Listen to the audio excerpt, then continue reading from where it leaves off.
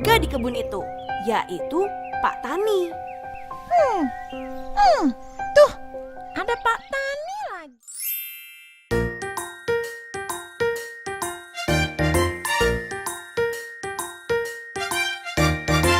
Happy Kid. Ada yang ingat teman kita Kancil yang memberi saran pada burung merpati? Ingat! Kali ini gantian si Kancil yang ada dalam masalah. Gimana dong? Tapi karena Kancil ini cerdik, ada saja akalnya untuk menyelesaikan masalahnya. Begini nih ceritanya. Hari itu ada seekor kancil yang berlari dengan cepat setelah ia berhasil melarikan diri dari terkaman harimau. Di tengah perjalanan, dia merasa sangat kelelahan dan juga kelaparan. Lalu ia melihat sebuah kebun sayur-sayuran. Tanaman di kebun itu sangat subur.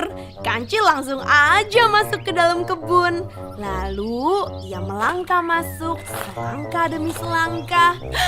Lalu ia terkejut karena ada yang menjaga di kebun itu, yaitu Pak Tani. Tuh, ada Pak Tani lagi. Kancil pun langsung kembali ke dalam hutan. Ia berniat untuk kembali ke kebun jika matahari sudah tidak ada. Menjelang senja, ia datang kembali. Pak Tani sama sekali tak sadar bahwa kebunnya sudah dimasuki oleh Kancil. Setelah Pak Tani pergi dan tidak kelihatan lagi, Kancil langsung menggali lubang di bawah pagar.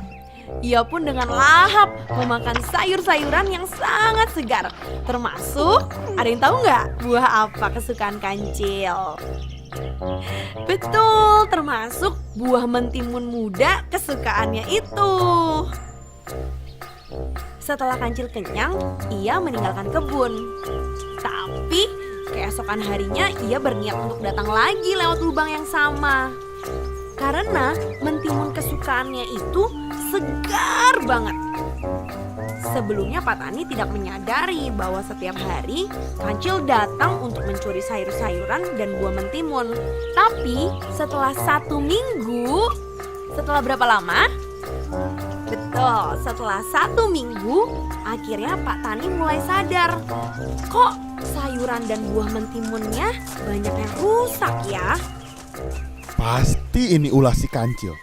Nakal sekali ia, berani merusak kebunku.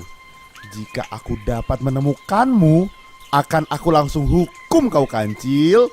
Beberapa saat kemudian, Pak Tani menemukan lubang di bawah pagar, yaitu tempat si Kancil masuk ke dalam kebunnya. Nah, ini dia lubangnya. Pak Tani segera menggali lubang yang sama percis tepat di samping lubang yang Kancil buat itu. Namun, lubang tersebut ditutupi dengan potongan kayu kecil dan dedaunan. Lubang yang baru dibuat Pak Tani ternyata sebuah perangkap untuk dapat menangkap si Kancil. Pak Tani sudah berjaga-jaga nih. Ia berharap nanti malam si Kancil datang dan bisa ditangkap. Seperti biasa, saat senja tiba, Kancil datang ke kebun. Tapi sebelum ia masuk, ia mengintip dulu. Barangkali Pak Tani belum pulang. Setelah situasi terasa aman, Kancil tidak menyadari bahwa posisi lubangnya sedikit berubah. Ia pun langsung masuk ke dalam lubang. Namun beberapa langkah saat ia berjalan menuju pagar, ternyata Kancil berhasil masuk jebakan Pak Tani. Ia masuk ke dalam sebuah lubang yang sangat dalam. Meskipun nakal, Kancil juga bisa merasa takut. Ia pun langsung mencari akal gimana ya caranya supaya bisa keluar dari lubang tersebut. Namun, lirik kanan, lirik kiri, gak ada jalan keluar yang bisa ia temukan. Kancil tiba-tiba terpikir ide. Tapi idenya ini mengharuskan ada hewan lain yang lewat lubang tersebut supaya dapat menolongnya. Tiba-tiba, jeng jeng jeng jeng jeng jeng, datang seekor kura-kura. Dia lewat dan melihat ke dalam lubang. Hei, apa yang kamu lakukan di dalam lubang ini, Cil? Aku sedang berdoa karena besok kiamat akan tiba. Setelah menjawab pertanyaan kura-kura, Kancil pun melanjutkan doanya. Kura-kura jadi percaya bahwa besok memang benar-benar akan kiamat. Akhirnya kura-kura pun masuk ke dalam lubang karena ia mau menyelamatkan diri. Kancil pun mengizinkannya. Tapi dengan satu syarat, kamu harus mengikuti aku berdoa. Kura-kura pun menurut. Ia segera ikut berdoa seperti Kancil. Beberapa saat kemudian, datang juga seekor kijang lewat dan melihat ke dalam lubang tersebut. Kijang pun langsung menghampiri. Tidak lama kemudian, datang juga seekor babi hutan. Ia juga terpengaruh dengan apa yang dikatakan si Kancil, bahwa besok akan apa? Kiamat. Setelah babi hutan masuk, datang juga rusa. Lalu akhirnya disusul oleh penguasa hutan. Ada yang tahu nggak penguasa hutan itu apa sih? Betul, sebut sama-sama ya. 1, 2, 3. Harimau. Harimau pun segera masuk ke dalam hutan. Kita harus terus berdoa agar besok dapat selamat. Setuju. Mereka pun berdoa semalam-malaman.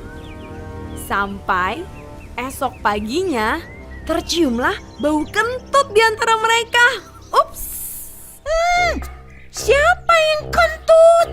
Mereka hanya saling pandang dan saling curiga. Kelima binatang tersebut sedikit marah karena ternyata yang kentut adalah Kancil sendiri.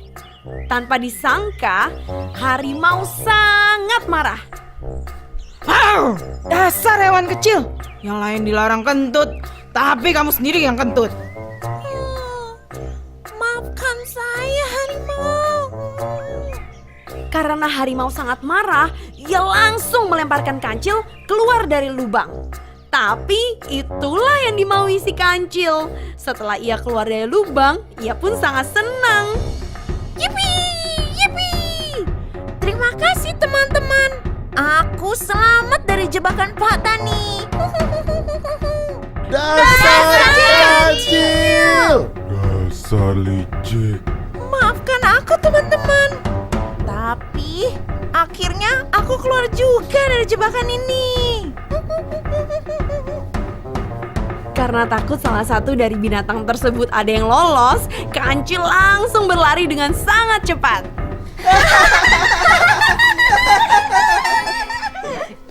Meskipun Kancil ini licik, tapi ada satu hal yang tetap bisa kita pelajari dari dia, yaitu ketika kita ada dalam masalah, jangan panik. Gunakan akal pikiran kita untuk keluar dari masalah tersebut. Seperti kentut ya, Bu.